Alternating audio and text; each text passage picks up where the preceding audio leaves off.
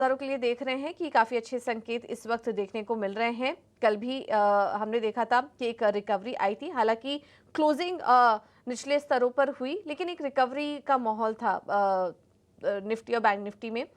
But आज जिस तरीके के क्यूज मिल रहे हैं, हम उम्मीद करें कि आज भारतीय बाजारों की भी जो शुरुआत है वो एक गैप अप ओपनिंग यहाँ पर देखने को मिल सकती है।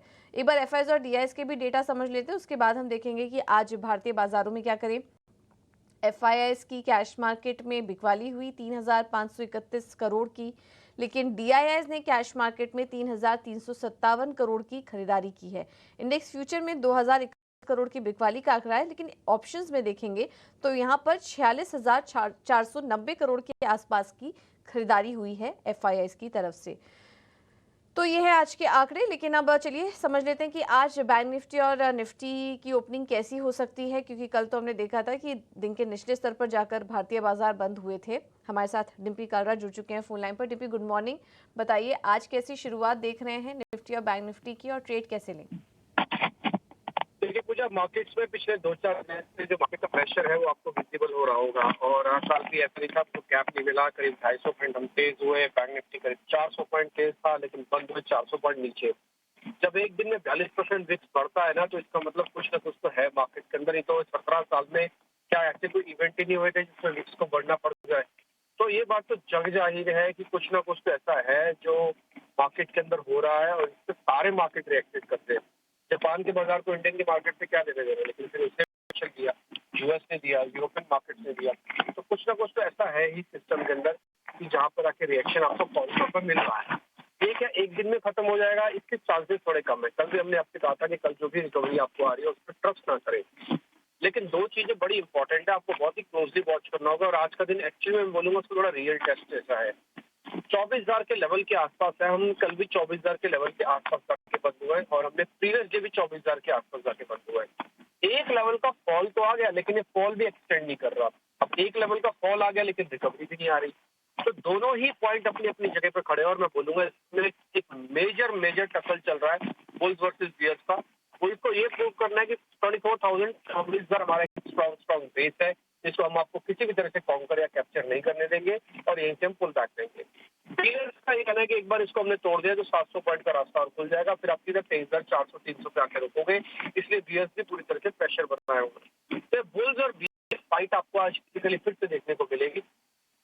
गैप होना या गैप खत्म होना ये ज्यादा मैटर नहीं कर रहा है। ज्यादा मैटर ये कर रहा है कि आप क्लोज कहाँ पे कर रहे हैं। तो क्लोजिंग बेसिस पर अभी तो आप 24,000 पे आमने सामने टकरा रहे हैं।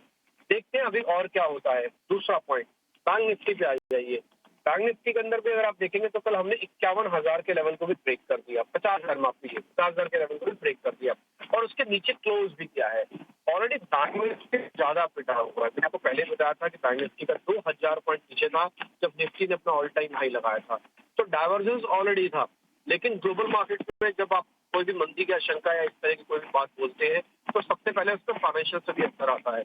और फाइनेंशियल टिपिकली बैंक और फाइनेंस से आपस में जुड़े हुए। आप देखेंगे कि बहुत सारे बैंकिंग की अच्छी से पिटाई हो रही है। तो ये ज्यादातर बैंक इसी वजह से आपको दिख रहे हैं। और कल आप एक और चीज ध्यान दीजिएगा, कल एचडीएफसी बैंक गैप में भी पार्टिसिपेट नहीं कर रहा था, और कल उसने करीब 1600 के आसपास आके क्लोजिंग की है। नो मतलब कंफ्यूजन वाली स्टेट में कोई नहीं थी उसमें। तो कुल मिला के बहुत सारे share, Reliance, HDFC bank, LNT, HUL, ये सारे जो मेजर मार्केट पेयर हैं अपने बहुत ही क्रिटिकल लेवल पे बंद हुए। जहाँ से रिकवरी आई तो सब पार्टिसिपेट करेंगे, नहीं आई तो सब तोड़ेंगे मार्केट को वापस से। तो इसलिए आपको थोड़ा सतर्क रहना है। आज का दिन वेट एंड वॉच करना है। मैं लेवल आपके लिए क्लियर कर देता हूँ। 23,800-900 सपोर्ट एरिया है, 24,000 जिससे क्लोज हुए हैं। पुल बैक आएगा, उसकी पहली कंफर्मेशन आपको मिलेगी 24,200 की। ये तो चाहिए चाहिए मस्त है आपके लिए। 24,000 350-400 मिल गया तो आप समझ लीजिएगा फिर आपका पुल बैक आएगा ही आएगा।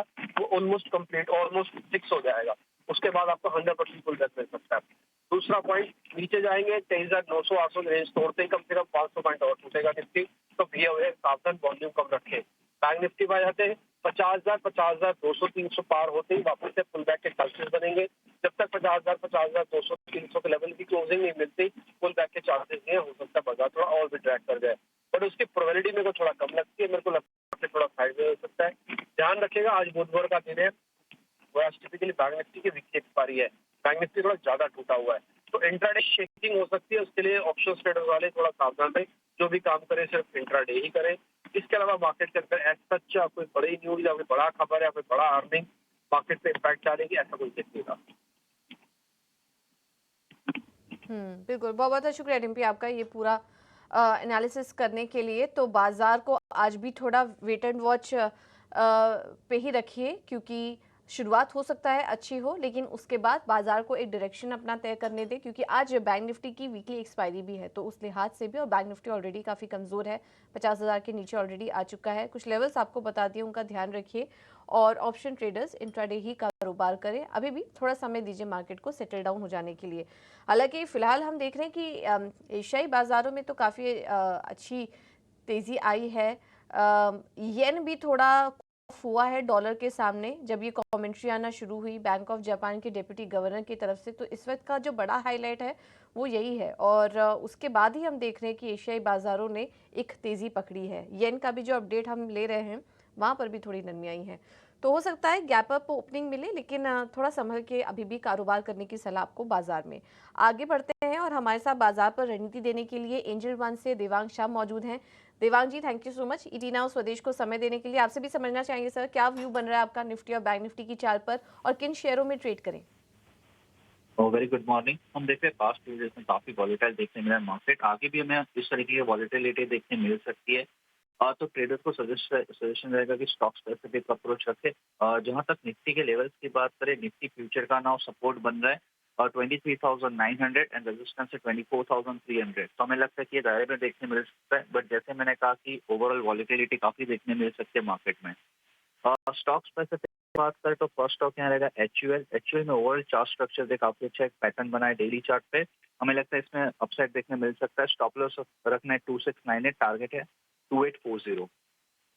नेक्स्ट स्टॉक रहेगा टोरेंट फार्मा। टोरेंट फार्मा का हम चार्ट स्ट्रक्चर देखें डेली चार्ट पे, अभी भी stock high top high bottom structure में ट्रेड कर रहा है और एक शॉर्ट टर्म मूविंग एवरेज को सपोर्ट लेकर स्टॉक ने अपसाइड रिज्यूम किया है। तो मिलता है टोरेंट फार्मा यहाँ से अपसाइड देखने मिल सकता है। स्टॉप लॉस रखना है 3155, टारगेट है 3310। ठीक है, थैंक यू देवांग जी आपका समय देने के लिए, ये रणनीति सुझाने के लिए। तो देवांग का भी ये कह रहा है कि बाजार थोड़ा वॉलेटाइल रहेगा, इसे सेटल हो जाने दे। और अभी भी ट्रेडिंग आइडियाज़ के लिए डिफेंसिव स्टॉक्स अच्छे लग रहे हैं। फार्मा के साथ जाइए, टोरेंट फार्मा 3,310 के लक्ष्य के लिए, और एचयूएल अच्छा लग रहा है 2,840 के लक्ष्य के लिए, आप यहाँ पर नजर रखिए। थैंक यू देवांग आपका ये रणनीति सुझाने के लिए। अब यहाँ में खरीदारी करने की सलाह है 6,100 के लक्ष्य के लिए, और इमामी अच्छा लग रहा है 810 830 के लक्ष्य के लिए, आप यहां पर तेजी करके चल सकते हैं। 5 पैसा कैपिटल ने एचयूएल में खरीदारी करने की सलाह दी है, 2,850 का होगा लक्ष्य। और एल्केम लैब्स में भी तेजी करने की सलाह इनकी तरफ से 5,400 के लक्ष्य के लिए, स्टॉप लॉस होगा 5250 का। रेलिगियर इन्वेस्टमेंट की तरफ से जो कॉल्स हमें मिल रही है, इसमें पहला है ग्लैनमार्क, 1280 के टारगेट देख रहे हैं, स्टॉप लॉस होगा 1200 का। और वोल्टास में भी तेजी करने की सलाह है 1540 के लक्ष्य के लिए, स्टॉप लॉस सुझा रहे हैं 1450 का। शेर खान ने सिप्ला में तेजी करने की सलाह दी है 1555 के टारगेट के लिए, स्टॉप लॉस होगा 1515 का। और एचयूएल में भी तेजी करने की सलाह है 2815 के टारगेट्स के लिए। निर्मल बांग ने यूनाइटेड स्पिरिट्स में तेजी करने की सलाह दी है 1475 का टारगेट, स्टॉप लॉस है 1380 का। और एचडीएफसी बैंक फ्यूचर लेवल्स पर बिकवाली करके चलिए, ये इकलौता बिकवाली का कॉल है आज के लिए। 1540 के टारगेट, स्टॉप लॉस सुझा रहे हैं 1645 का। ज्यादातर हम देख रहे हैं कि आज भी फार्मा और एफएमसीजी स्टॉक्स पर एक्सपर्ट्स का फोकस, एचडीएफसी बैंक में बिकवाली करने की सलाह। चलिए फिलहाल